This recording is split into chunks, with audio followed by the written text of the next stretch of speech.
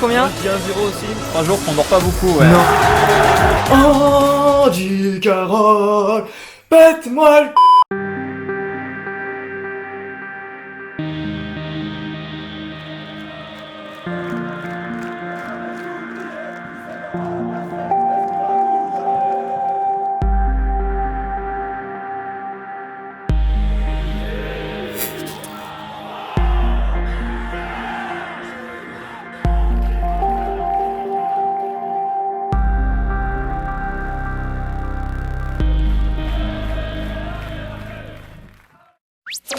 Forza à tous, c'est Snake qui kill la Nationale 2, premier épisode d'une très longue série où vous suivrez mes aventures de Bordeaux en Nationale 2, à l'extérieur, à domicile. Aujourd'hui, on affronte les Voltigeurs de Châteaubriand. J'espère qu'ils ont un parachute. Enfin bref, voilà, mets un pouce bleu évidemment à cette vidéo, on va vivre l'ambiance, on va faire un avant-match, etc. Mes réactions pendant le match, le débrief après, enfin voilà, vous allez vraiment avoir une belle vidéo. Eh ben c'est parti, on arrête de parler, on y va, allez go. Alors, quel maillot je mets? Celui-là. Ce sera toi. Voilà, c'est complètement truqué, je voulais mettre celui-là. Est-ce que je peux mettre aussi le chapeau de Mickey? T'es sûr de toi? Parce que franchement, c'est stylé en vrai. Avant chaque match, c'est important de manger équilibré. Pour aller taper les voltigeurs, faut être costaud. Hein. C'est quoi les voltigeurs? Elle est en train de regarder ce que c'est les voltigeurs. Une compagnie d'élite destinée à agir en tirailleurs. Oh. Ah donc faut pas que je me foute de leur gueule en fait, je vais me faire démonter. C'est des militaires? Ah ouais. Non mais je vous kiffe les voltigeurs, franchement, respect, non, franchement. Allez les voltigeurs quoi, voltigeurs.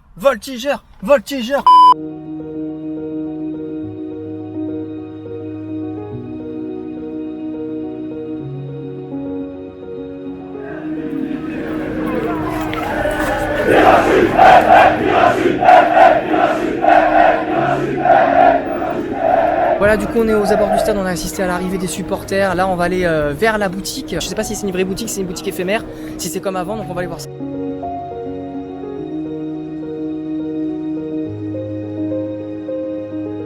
Ah, je suis dans la boutique. Elle a été coupée en deux. Voilà, c'est comme mon cœur est brisé en deux. Putain, je suis en PLS, c'est horrible. Après, il y a une partie de la boutique, ça change pas trop, mais alors, c'est bizarre. Hein. Robert en N2. C'est magnifique. C'est quoi? Un petit cadeau. Un petit cadeau? Oui. Mais non. Pour remplacer ton portefeuille dégueu. Moi j'ai un porte-monnaie Eastpak dégueulasse, genre que j'ai, mais vraiment c'est un truc de gamin. Elle n'en peut plus, elle a envie de le brûler à chaque fois qu'elle le voit. Et là elle m'a acheté, c'est trop gentil. Vous avez vu, je suis gâté, hein. C'est Noël tous les jours. En même temps elle me supporte, hein. Je suis exécrable en ce moment, je suis imbuvable. Il faut force à Madame Snakey là. Il y a Thibaut c'est elle patronne de la boutique, c'est ça? Oui, depuis quelques années déjà. Ouais. Thibaut, je comprends pas là, c'était vide, il y avait plus de boutique et là vous avez tout réinstallé. Oui, c'est par rapport à quoi? 3 jours qu'on dort pas beaucoup. Ouais, non. Ouais. Bah écoute, on a appris du coup mardi que les matchs refaisaient au Matmut, donc pour nous il a fallu réinstaller tous les meubles, tous les produits en l'espace de 3 jours. Quoi, incroyable. Hein. Donc je remercie mes équipes d'ailleurs qui ont fait un super bravo boulot, aux équipes, bravo. Et bon, même si c'est pas la boutique qu'on a connue, nous on est quand même fiers d'avoir pu ouvrir quelque chose avec quelques en tout cas, vous avez produits, géré. Il a des cernes, hein, il a pas dormi depuis 3 jours le pauvre. Il a pas beaucoup dormi, franchement, c'est des amoureux du club les gars. Il faut les respecter parce qu'ils sont là pour vous servir avant les matchs. Donc bravo pour ton travail. C'est gentil, merci beaucoup. Et puis je te souhaite longue vie aux Girondins encore. Mais pareil, et surtout longue vie aux Girondins, c'est surtout ça le principal. Ouais. Il est 17h les gars, en fait le stade n'est pas encore ouvert, donc là on attend et je crois qu'à l'instant même où je vous parle, ça y est, ils sont en train d'ouvrir les grilles. Regardez, les grilles viennent d'être ouvertes à l'instant, 1 heure avant le coup d'envoi. C'est pas du tout comme la Ligue 1 hein, où c'était ouvert 1h30 avant. Je sais pas si ça vous intéresse, mais je vous propose de rentrer dans le stade et d'aller découvrir l'ambiance dans le stade. Ça te va? Parce que sinon on peut aussi rester là. Il fait très bon, il pleut pas, bon c'est couvert par contre, il y a beaucoup de soleil tout à l'heure mais là c'est couvert. Il paraît qu'ils annoncent de l'orage. Aux Jeux Olympiques, il y avait là que jusque sur la route et on a mis 10 minutes à rentrer. Et vu les moyens mis en œuvre et qu'il n'y a que 2 portes d'entrée, j'ai bien peur qu'on attende quand même pas mal de temps avant de rentrer. Petit pronostic avant match là les gars là, ça dit quoi? En vrai, une victoire pour le retour à domicile. Toi tu dis combien? Moi je dis 1-0 aussi. 1-0. Est-ce que Carroll il va marquer? Parce qu'il est titulaire là, ça y est. Ah ouais? Ouais, titulaire. Titulaire c'est fait? Ouais, titulaire. Andy Carroll qui marque ou pas? Ce serait beau. On n'est pas arrivé, je vous le dis. Au train où ça avance, je pense qu'on sera arrivé dans le stade, qu'on sera remonté en Ligue 1. Et après 15 minutes de queue, ça y est, on est dans l'enceinte. Alléluia. Voilà, on va pouvoir gravir le mont Everest comme Inoxtag. On rentre dans le stade. Alors il y a Gérard Lopez qui est là apparemment, mais il est venu juste saluer les joueurs et il est reparti. En clair, il a flippé. Non, enfin je sais pas, mais en tout cas, selon Sud-Ouest, il ne voulait pas créer des tensions dans le stade par sa présence. Voilà, chacun interprète ça de sa façon. Moi j'aurais trouvé ça cool qu'il reste. Ça, moi j'aurais préféré qu'il reste, mais bon c'est comme ça. Il est reparti et nous on rentre dans le stade. Découvrir l'ambiance. En plus ils ont mis la musique de Daft Punk. Ils sont très très bons, ça fait plaisir.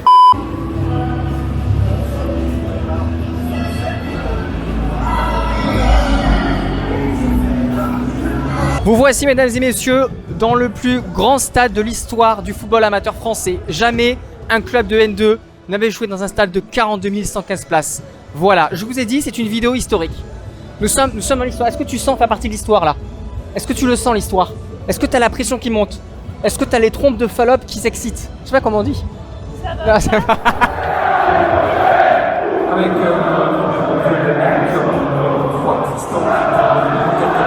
la compo qui va s'afficher, mesdames et messieurs, c'est grâce à eux qu'on va s'en sortir. Le numéro 3, Driss. Et aussi il a voulu venir pour les Girondins.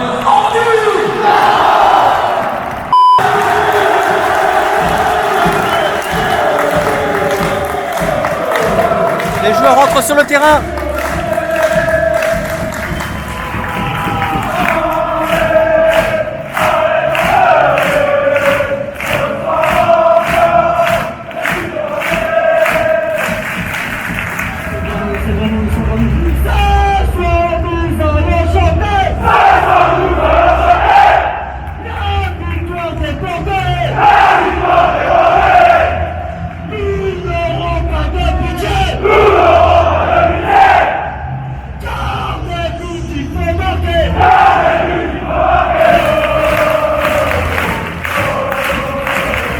Ça y est, le match a démarré, c'est parti.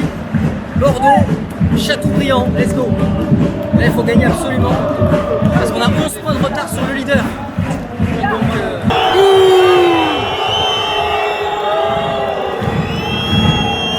c'est incroyable. 1-0 pour Châteaubriand.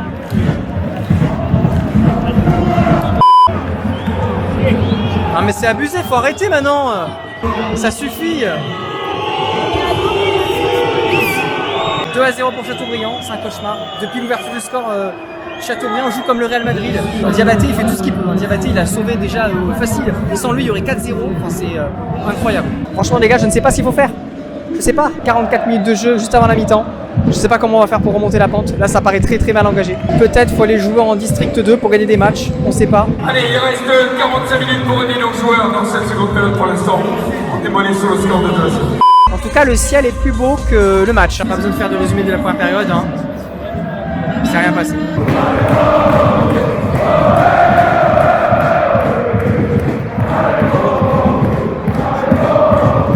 En tout cas, les supporters ne lâchent pas. Et ça, c'est beau. Ça, c'est très très beau. 10 466 spectateurs. Bravo, bravo. Je pense qu'au prochain match, si on joue comme ça, il y en aura 4. Mais bravo en tout cas pour ce match-là. Carole! Ah oui, Janine! I want to fuck you, Carole! Mais oui! On dit!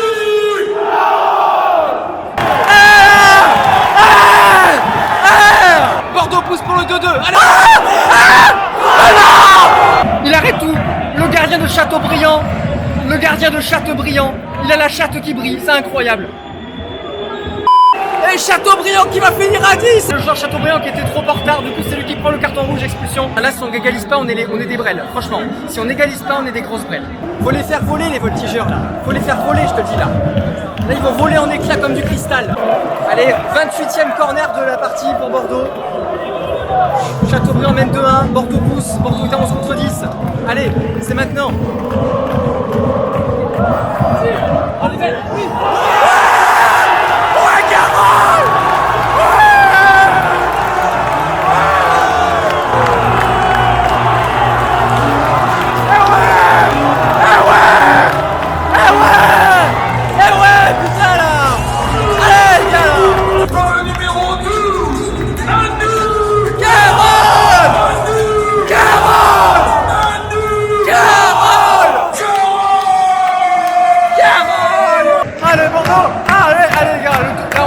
Là on gagne le match, on se fout à poil. On se fout à poil.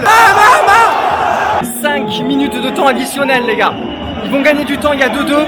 on peut gagner. Si on gagne, c'est le public qui aura fait gagner son équipe. Vraiment, le public est extraordinaire. Quel dommage, quel dommage, quel dommage. Ah, je suis dégoûté. Là, tous les joueurs Châteaubriand, ils sont par terre, ils ont tous des crampes. Je pense qu'ils sont crevés. Les Bordelais, ils tirent la langue aussi.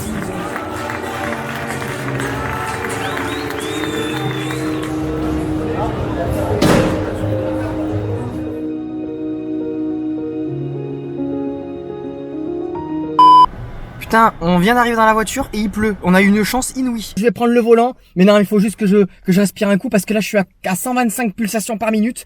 Je sais pas ce qui m'est arrivé. C'est quoi ce match schizophrénique? La lumière s'est allumée à la 60e. On a joué mais comme des dingos, mais de chez dingo. Ça se demandait où était l'équipe en permittant. Quand tu vois une fin de match comme ça, t'es heureux, mais tu peux pas être heureux en même temps parce que t'as pas gagné. Il y a une partie de moi qui est et une autre partie de moi qui est je sais pas. Dis-moi quel côté je dois choisir. Le côté sombre ou le côté lumineux? Lumineux. Ah là là, c'est l'un des meilleurs matchs de ma vie, les gars. Les supporters, ils ont poussé. Mais franchement, les gars, c'est grâce à nous que Bordeaux a égalisé. Et il serait resté, ne serait-ce que, allez, 5 minutes de plus, on gagnait 3-2. Quoi? Arrête! Qu'est-ce qu'il y a? Mais moi, je suis pas d'accord. T'es pas d'accord? Mais quoi, t'es pas d'accord? C'est mon débrief, c'est moi qui dis. C'est pas grâce au public que les joueurs, ils ont fait 2-2. Non, ce n'est pas grâce au public. Ce n'est pas que grâce au public parce que il y a des joueurs, il y a un mental, il y a un physique, il y a même, ça se trouve à la mi-temps, un discours du coach qui les a motivés. Donc, non, il n'y a pas que le public qui pousse. Oui. Là, tu viens de me prendre 20 secondes de la vidéo. Oui, et ben, voilà. Je m'en fous. Andy Carroll, pète-moi le cul. Andy Carroll, je t'adore. Andy. Vous inquiétez pas, je ferai pas The Voice. Forza à tous. C'est Snake qui kill la Nationale 2. Enfin, pas la Nationale 2 sur le terrain, hein. La Nationale 2 dans les tribunes. Parce que on dirait presque qu'on a gagné, mais non, on n'a pas gagné. Comme quoi le football, c'est un truc de starbé. Le football, c'est le seul sport qui rend fou les gens. C'est-à-dire que tu passes d'un match soporifique où t'as envie d'insulter tout le monde et de quitter le stade à un match où t'as l'impression que t'as gagné la Ligue des Champions. Alors que t'as fait 2-2 contre les voltigeurs de Châteaubriand. Ça te passe à rendre ou pas? En fait, ce qui rend les gens heureux, c'est le scénario du match. On passe d'un match où il y a rien, où on est soporifique, on regarde jouer l'adversaire, on a l'impression qu'on joue avec la peur au ventre, comme si l'ambiance dans les tribunes, quelque part, au lieu de les galvaniser, elle leur faisait un petit peu peur. Andy Carroll a montré la voie. Ça me fait très plaisir que ça vienne de lui, parce que dans ma dernière vidéo, je vous avais dit quoi? Je vous avais dit que les critiques sur l'arrivée de Carroll, je ne les comprenais pas. Pour moi, c'est incroyable qu'on ait un joueur comme ça, qui accepte de venir en National 2. On a la chance de l'avoir, et moi, je ne peux que le remercier. Il apporte son expérience, sa classe, son talent. Il marque ces 2 buts qui permettent à Bordeaux d'égaliser. 3-4 minutes de plus, je vous garantis qu'on gagne le match. Ils étaient complètement cramés en face. Les mecs du Voltigeur, d'ailleurs, ils ont fini le match. À la fin, t'as l'impression qu'ils allaient tous crever. Ils se sont tous écroulés par terre. Ça montre que les équipes qui vont jouer contre Bordeaux, elles jouent pas à 200%, elles jouent à 300%. Je vais même aller plus loin. Les joueurs de Châteaubriand ont joué aujourd'hui le match de leur vie. Le gardien, mais excusez-moi, mais le gardien, c'est quoi ce gardien? C'est pas un gardien national 2. Le gardien de Châteaubriand, il a fait des parades. C'était Thibaut Courtois. On doit assumer d'être Bordeaux. On le sait. Dire, sinon, on n'est pas Bordeaux, quoi. Sinon, on recrute pas Andy Carroll, on a un club lambda et on fait pas 10 000 spectateurs en N2. Bref, en tout cas, ils ont fini le match, ils sont tous tombés par terre, ils étaient crevés, complètement éclatés, ils sont allés au bout d'eux-mêmes, comme les joueurs de Bordeaux, qui sont allés au bout d'eux-mêmes, franchement. Même si on perdait, qu'est-ce que tu veux reprocher à ces joueurs-là? Ah, oui, les 60 minutes du match, ça fait beaucoup. Mais quand à la fin, je vois des joueurs comme Bassa, qui tirent la langue sur le poteau de corner, Bassa, il était, cuit. Mais il était complètement cuit. Mais moi, ces mecs-là, je vais à la guerre avec eux.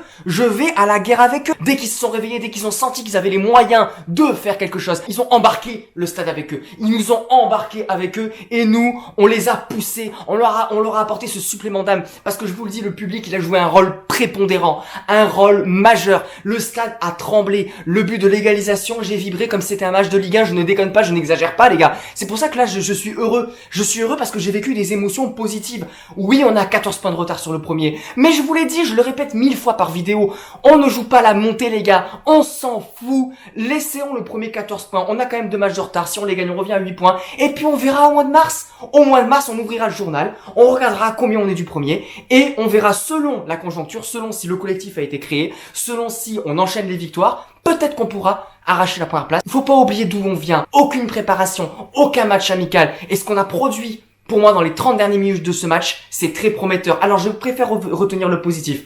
Je préfère me dire que cette équipe-là, elle va progresser encore. Il manque encore des joueurs, Diallo et surtout le défenseur de Laval, titulaire avec Laval la semaine dernière, qui arrive. Et ça va faire du bien parce que défensivement, on va en parler, mais c'était pas trop ça. C'était un petit peu le point faible du match. Cette égalisation, ça va leur faire un déclic. Si on avait gagné, ça aurait été vraiment encore mieux. Ça aurait vraiment, tu sais, là franchement le stade il aurait explosé. Mais je pense que à la fin de ce match-là, ils se sont regardés au milieu du terrain et ils se sont dit, les gars, on va faire quelque chose de grand. On va faire quelque chose de grand. Et même si on ne monte pas cette saison, sur 2 ans, l'objectif c'est pour moi, sur 2 saisons, de remonter en National 1 sur 2 saisons. Il faut pas, après, se voir plus beau qu'on ne l'est. Alors avant de noter les joueurs, de faire mes tops, mes flops, etc., je voudrais juste aussi remercier tous les gens que j'ai vus au stade, que j'ai rencontrés. Il y avait beaucoup de jeunes, beaucoup d'adolescents, des gens plus âgés, etc.